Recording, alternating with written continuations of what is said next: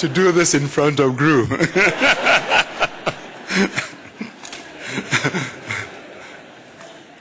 Under your leadership, health became a top priority for the international community, one that successive Norwegian governments have continued to prioritize as part of their international policies. GRU, I am honored to pay tribute to you today for your lifetime achievements and contributions to our international community.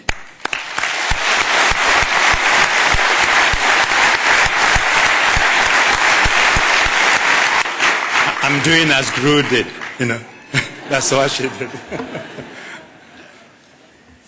Norway has always punched above its weight in many fields of international affairs. Many outstanding Norwegians have made their mark on the United Nations, beginning with my illustrious predecessor, Trygve Lie. And then, of course, we go on to Gro Harlem Brundtland, Thorvald Stoltenberg, Kjell Magnus Bondevik, Terje Larsen, Jan Egeland. As the seventh largest contributor in real terms to the UN system, Norway sets the example of international solidarity. Seen from the perspective of the office I just left, I commend all of you for strengthening the hand of the United Nations in pursuit of peace and development. By setting examples, you help bring us all closer together and reduce the risks that might drive us further apart. One of the greatest challenges we face today is to ensure that globalization benefits countries, communities, and families everywhere. We must develop a genuinely world order of peace and freedom as envisaged in the UN Charter, and we must improve the protection of the rights and dignity of individuals, particularly women. And we must stand up for the challenges of climate change, which affect the poorest and the disenfranchised most. We must pay particular attention to my continent, to Africa. Africa is in great danger of being excluded from the benefits of globalization and has seen some of the most protracted and brutal conflicts. In the decade that I served as Secretary General of the United Nations, I was fortunate to see progress in many areas, as we heard from GRU. But events have presented us with new challenges, and the old ones have re-emerged in a new form or with a sharper bite. In the economic arena, globalization and growth have continued. Some developing countries, notably in Asia, have played a major role in this growth, enabling hundreds of millions of their citizens to escape poverty. But the benefit of growth have been unevenly distributed. Unemployment, particularly among young people, remains high in many countries. At the level of international development policy, the debate has advanced, moving from rival models to a universally agreed development agenda with targets, the Millennium Development Goals, which has become our common framework for development embraced by all countries and international financial institutions, and understood by the average man and woman in the street from Bombay to Karachi to South Africa, Johannesburg in South Africa. But we need to do more. And I'm proud of the role the United Nations has played in this regard.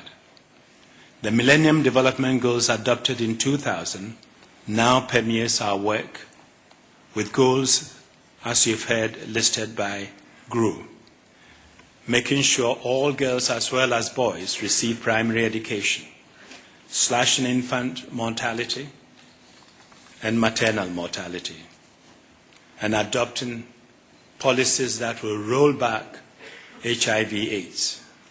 All developing countries have committed themselves to placing the MDGs at the center of their national development strategies.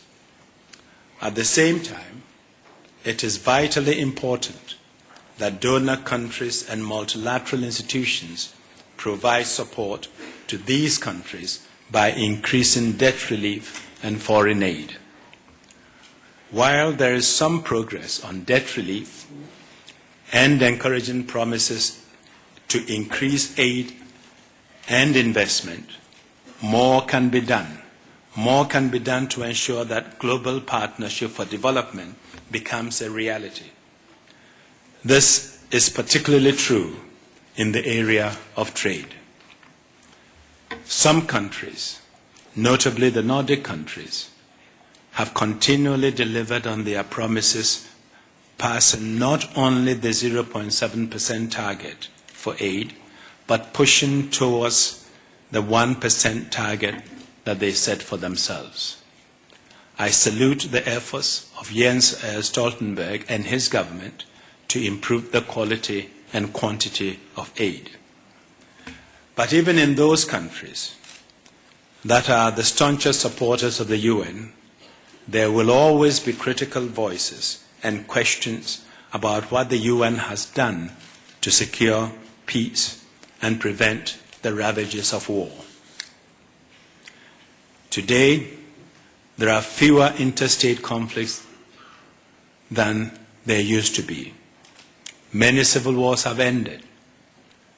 But in far too many parts of the world, especially the developing world, people are still exposed to brutal conflicts fought with small but deadly weapons. And communities in all parts of the world are threatened by weapons of mass destruction and terrorism, which spread fear and insecurity. This creates an environment where divisions between people can grow, where those who hold different beliefs or cultural traditions are labeled as alien.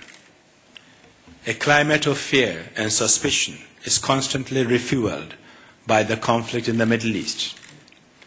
No other conflict carries such powerful symbolic and emotional charge among people far removed from the battlefield.